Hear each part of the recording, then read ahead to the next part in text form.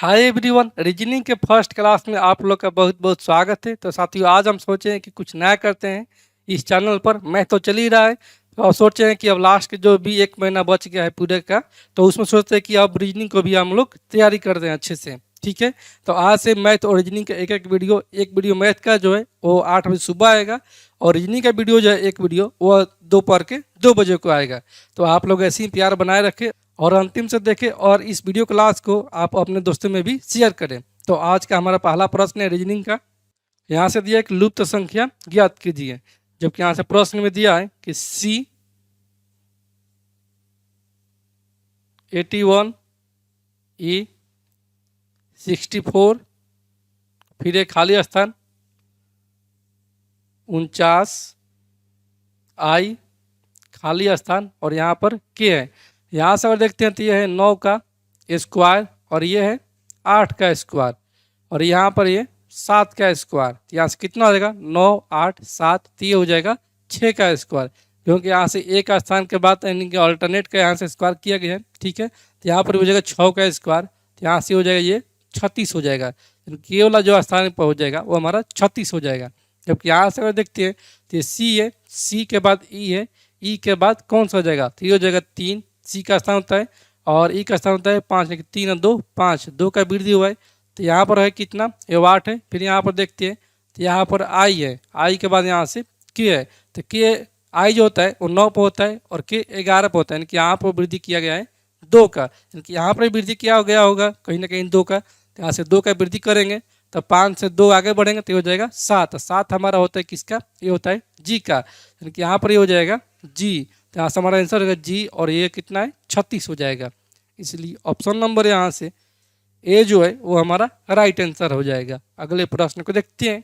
अगला प्रश्न है, यहाँ पर है जेड सी सी एक्स ई, उसके बाद है भी जी जी, उसका खाली स्थान, उसके बाद है आर के। ठीक है, तो यहाँ से अगर देखते हैं तो यहाँ से जेड का स्थान 26 और ये 24, इनके माइनस का 2 किया है।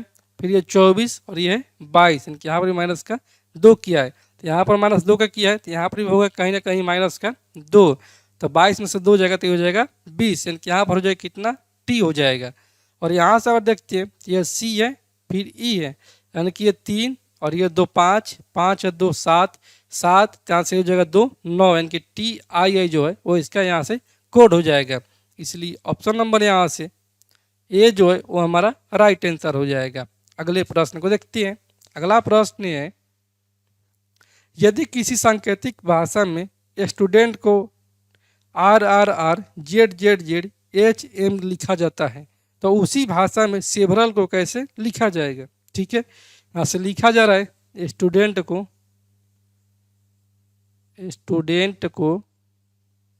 ये लिखा जा रहा है RRR, यानी कि RRR, और मूवी वाला RRR नहीं, यहाँ पर RRR, फिर है ZZZ H और M है। तो यहाँ से किसका पूछा है कि सेवरल का, कि सेवरल का कोड कितना होगा? जैसे सेवरल का कोड हो जाएगा, यहाँ से अगर देखते हैं तो यहाँ से एस है, यानी कि 19 और ये आर कितना आता है? 18 पाता है, 18 और 19 किया है। यहाँ से एस है, तो यहाँ पर भी हो जाएगा कितना? आर हो जाएगा। और यहाँ पर देखते हैं तो यहाँ पर कितना? यहाँ पर 20 है, 20 है, ठीक है, लेकिन यहाँ पर 18, तो 18 से 2 20, यानी कि 20 ले 2 घट गया, तो यहाँ से 5 है, तो 5 से 2 घटेंगे तो हमारा जाएगा कितना? 3 हो जाएगा, यानी कि आर सी आ जाएगा। ऑप्शन में देखते हैं तो ऑप्शन में 3 ठो में है। ठीक है, आगे और चेक करेंगे, यहाँ पर है 18, जबकि यहाँ पर कितना? 21 है, तो यहाँ से 21 से कितना किया है? 3 किया है। तो यहाँ से अगर देखते हैं तो ये 1 का घटाया है, फिर यहाँ से ये 2 का घटाया है, फिर ये 3 का घटाया है, और ये कितना है? ये जेड है, यानी कि यहाँ पर ये 4 का घटा जाए, यानी कि जितना संख्या है उसको 1 2 3 4 ऐसे करते करते घटाया जा रहा है। तो यहाँ से एस का घटाएंगे 1, आर, ई का घटाएंगे 2, तो ये जगह सी, बी का घटाएंगे कितना? 3, तो ये हो जाएगा 19 से 3 22, यानी कि 19 के स्थान पर आता है एस। यहाँ पर कितना? ई है, तो यहाँ से घटाएंगे हम 4, यहाँ से 4 और 1 5, यानी कि हो जाएगा ए। और यहाँ पर कितना? 18, तो यहाँ पर घटाएंगे हम लोग 5। ठीक है, तो यहाँ से हो जाएगा 13 5 18। तो 13 का स्थान पर आता है एम। यहाँ पे घटेगा 6 तो 1 घटेगा तो जेड हो जाएगा। ठीक है, फिर घटाएंगे कितना, अभी घटाएंगे 5। तो 26 से 5 घटाएंगे तो यहाँ से हमारा जाएगा 21, यानी कि यहाँ पर ये हो जाएगा यू हो जाएगा। ठीक है, और यहाँ पर घटाएंगे 7 तो 12 है, तो 12 में 7 जाएगा तो हो जाएगा 5, यानी कि यहाँ पर आ जाएगा ई आ जाएगा। इसलिए ऑप्शन नंबर यहाँ से ए जो है वो हमारा राइट आंसर हो जाएगा। अगले प्रश्न को देखते हैं। अगला प्रश्न है, एक विशिष्ट कोड भाषा में HIMAC को 21 लिखा जाता है, तो इस कोड भाषा में SIPTAG को किस प्रकार लिखा जाएगा। ठीक है, यहाँ से लिखा जा रहा है HIMAC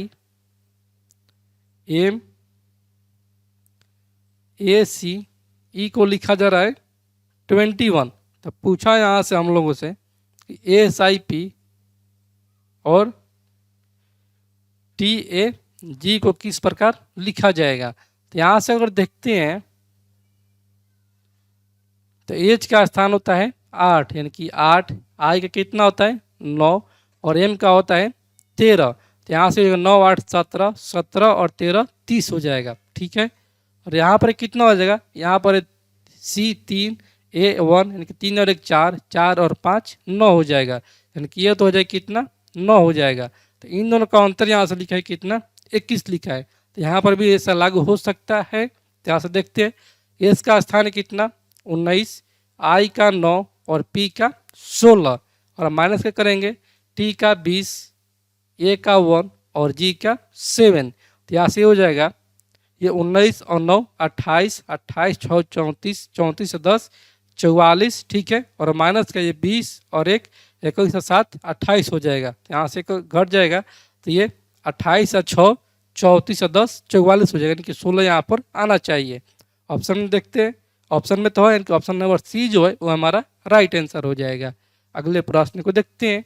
अगला प्रश्न है, ABCDE और F एक पंक्ति में बैठे हैं तथा E और F पंक्ति के दोनों छोर पर बैठे हैं तथा A और B पंक्ति के मध्य में बैठे हैं, और C जो है वो A के बाईं ओर बैठा है, तो B के दाईं ओर कौन बैठा है। तो यहाँ कितने दोस्त हैं, यहाँ पर E से लेकर F तक है। तो F का स्थान होता है 6, इनके 6 व्यक्ति हैं। तो यहाँ से हो जाएगा 1 2 3 4 5 6, जबकि यहाँ से दिया है कि E और F पंक्ति के दोनों छोर पर बैठे हैं। ठीक है, और A और B पंक्ति के मध्य में बैठे हैं, क्योंकि A और B जो है वो पंक्ति के मध्य में बैठे हैं।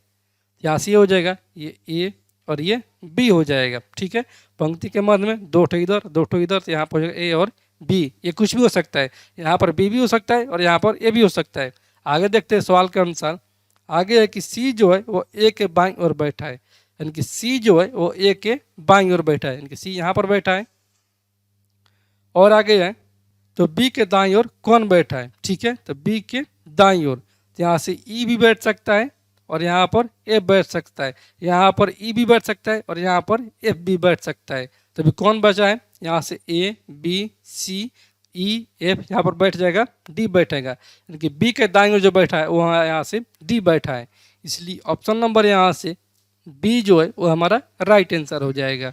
अगला प्रश्न है, यदि प्लस का अर्थ भागा, माइनस का अर्थ गुना, भागा का अर्थ माइनस और गुना का अर्थ प्लस हो तो निम्नलिखित व्यंजक का मान क्या होगा। ठीक है, यहाँ से दिया है व्यंजक 24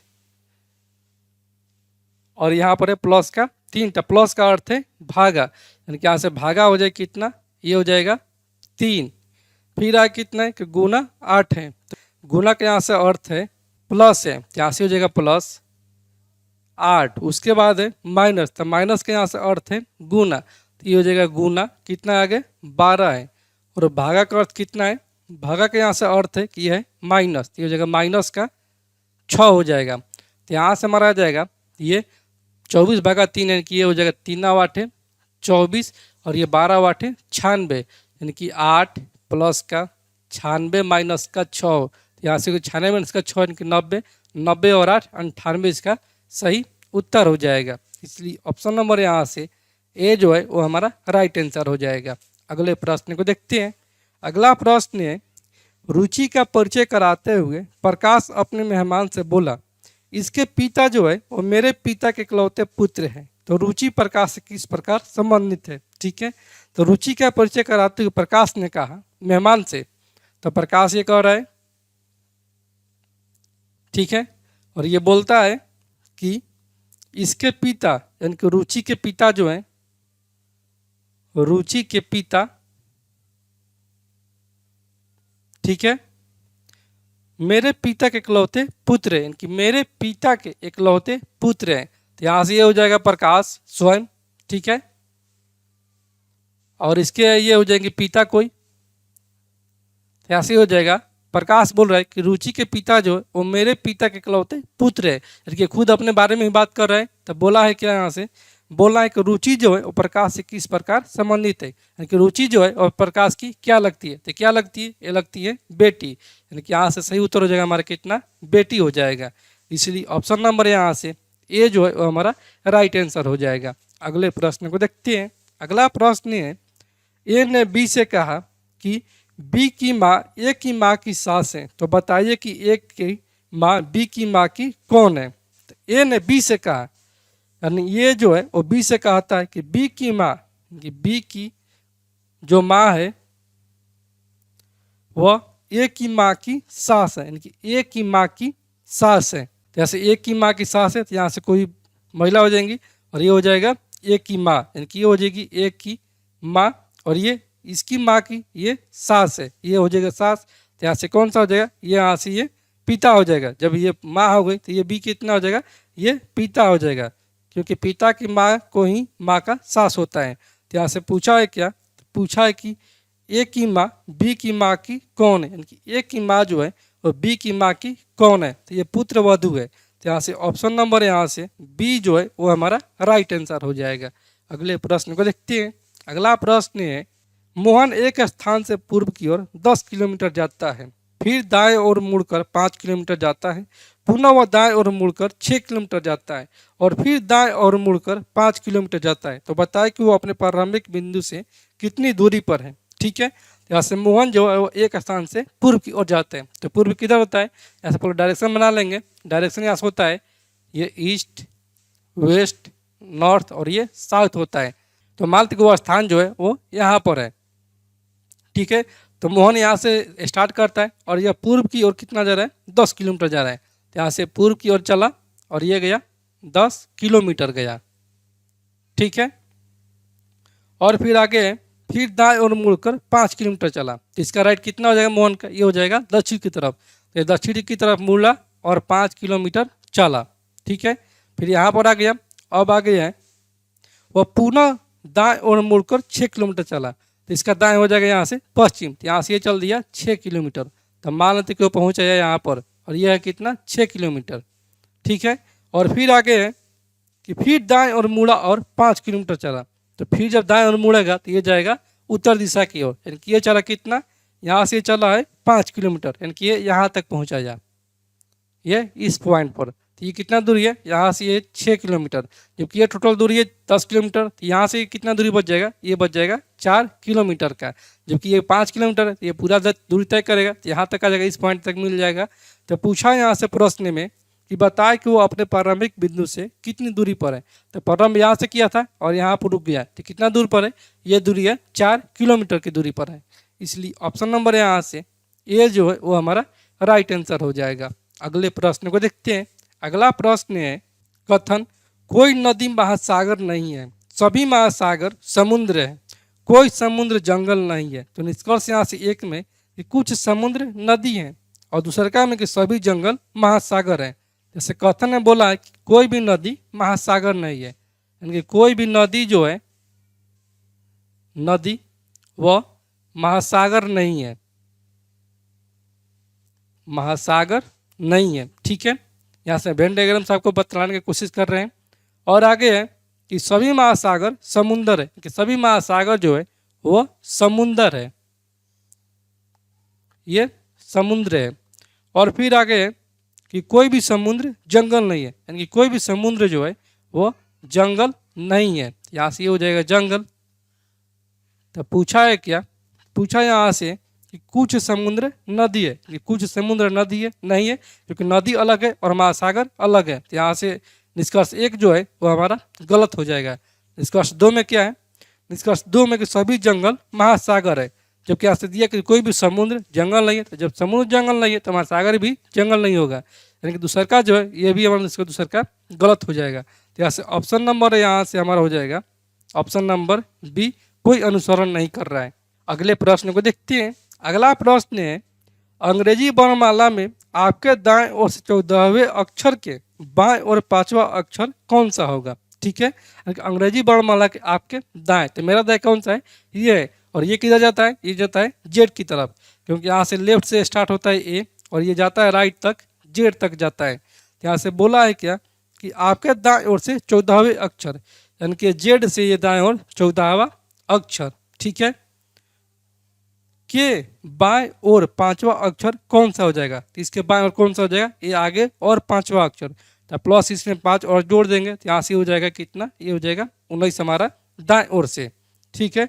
और ये बोला कि 5वां अक्षर कौन सा हो जाएगा? तो यहाँ से 19वां स्थान ज्ञात करना दाएं ओर से, तो यहाँ से डायरेक्ट हम घटा देंगे, ये 27 माइनस का 19 कर देंगे, तो यहाँ से हमारा जो है ये 8वां अक्षर हो जाएगा। ये हमारा बाएं से लेफ्ट से जो है वो हमारा 8वां अक्षर कौन सा हो जाएगा? जैसे लेफ्ट से 8वां अक्षर हो जाएगा हमारा एच, क्योंकि एच का स्थान होता है लेफ्ट से 8वां स्थान, इसलिए ऑप्शन नंबर यहाँ से बी जो है वो हमारा राइट आंसर हो जाएगा। तो साथियों मैं उम्मीद करता हूँ कि आज का फर्स्ट क्लास रीडिंग का आपको अच्छी तरह से समझ में आ गया होगा, और आप लोग कमेंट करके बताइएगा कि आज का क्लास आपको कैसा लगा, अच्छा लगा या ख़राब लगा, या और इस पर वीडियो बनाना चाहिए या यहाँ पर रीजनिंग की इस पर वीडियो नहीं बनाना चाहिए। ये आप लोग दोस्तों ज़रूर कमेंट कीजिएगा, क्योंकि आप लोग कमेंट करेंगे तो हम मोटिवेट होंगे, और मोटिवेट होंगे तो और भी अच्छे अच्छे प्रश्नों को सॉल्व करने का कोशिश करेंगे और आपको भी बतलाने का। और साथ ही आप लोग इस चैनल पर नए हैं तो आप लोग इस चैनल को सब्सक्राइब कीजिएगा, लाइक कीजिएगा और कमेंट कीजिएगा।